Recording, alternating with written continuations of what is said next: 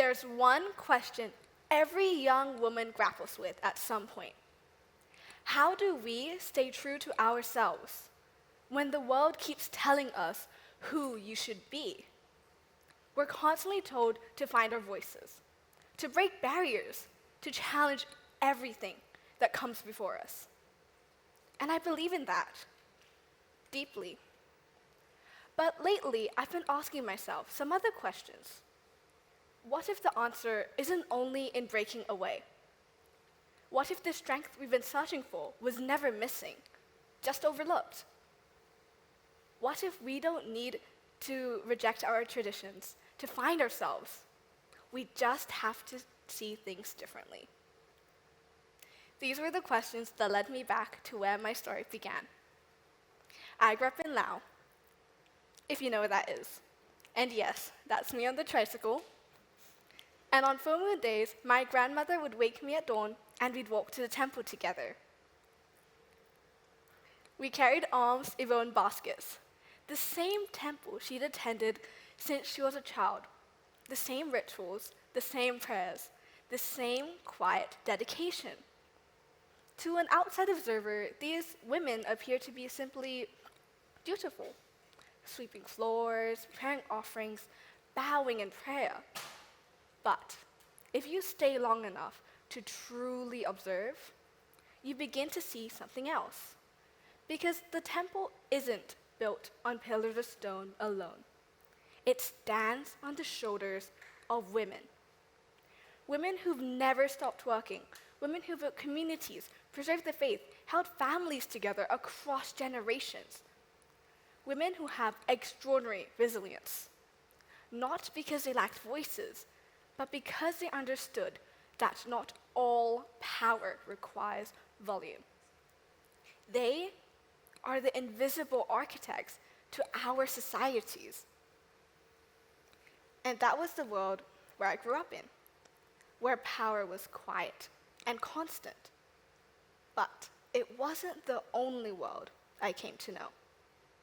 9 years ago, I moved from Laos to Ho Chi Minh City, and the contrast was striking.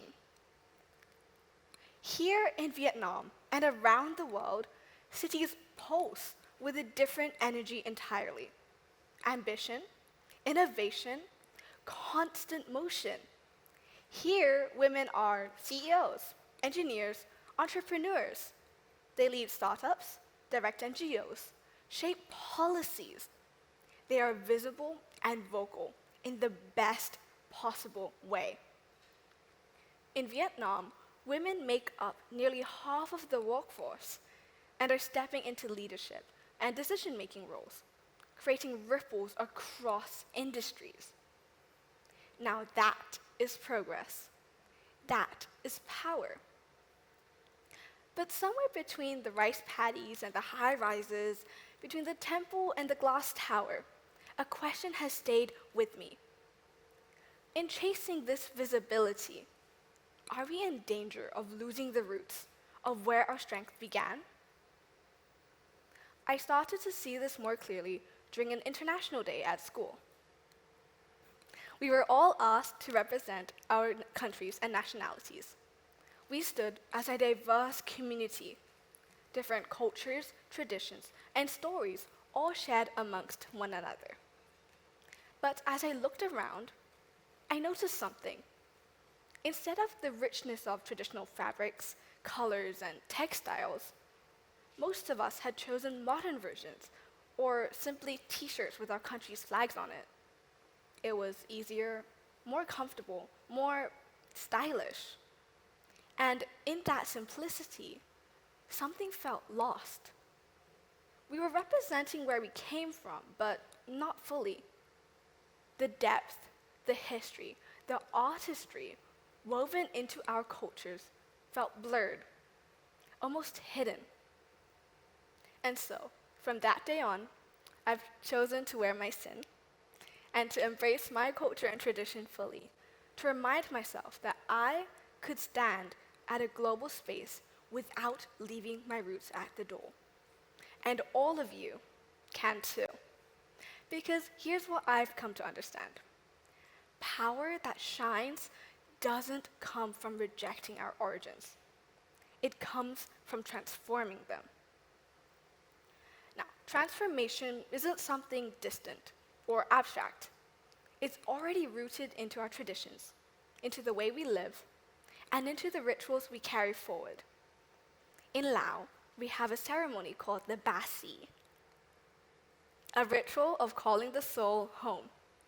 Elders tie white strings around your wrists to remind yourselves that your spirit needs anchoring and you belong to something much larger than yourself. Modern life, by contrast, encourages us to untie every string, to run faster, move further, prove more. But when we lose our anchor entirely, even our freedom begins to drift. In truth, we don't need to cut those strings.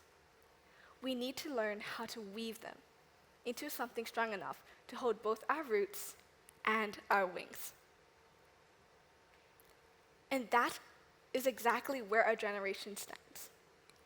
We are living in a remarkable time. We are more educated, employed, and leading than ever before.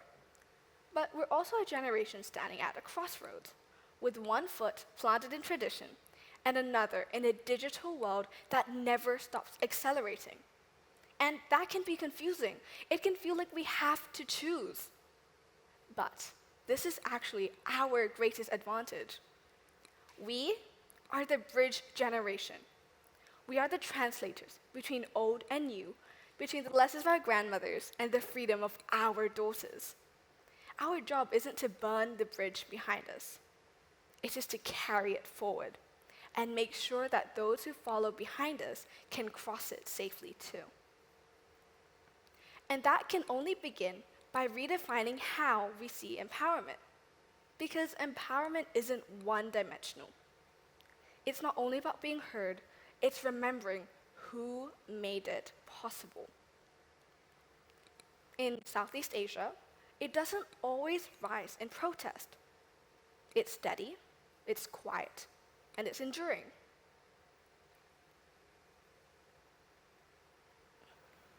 It's found in kitchens, in endurance, and in sacrifice. And if we begin to look through another lens, we'll recognize that these acts aren't lesser. They are foundational. So, standing here today in Vietnam, a country that embodies the balance between the strength and the grace, I carry in my heart the lessons of two worlds. The world of the temple, where power is quiet and enduring, and the world of the city, where power is loud and visible. Both matter. Both are essential. The future belongs to those who can hold both and lead with more than just their voice. We need to lead with our wisdom and our hearts. So to everyone here today, you don't need to reject your traditions to find who you are. You don't need to outrun the past to shape the future. You simply have to look through another lens. Because the truth is, women have always possessed the power to shape the world. Thank you.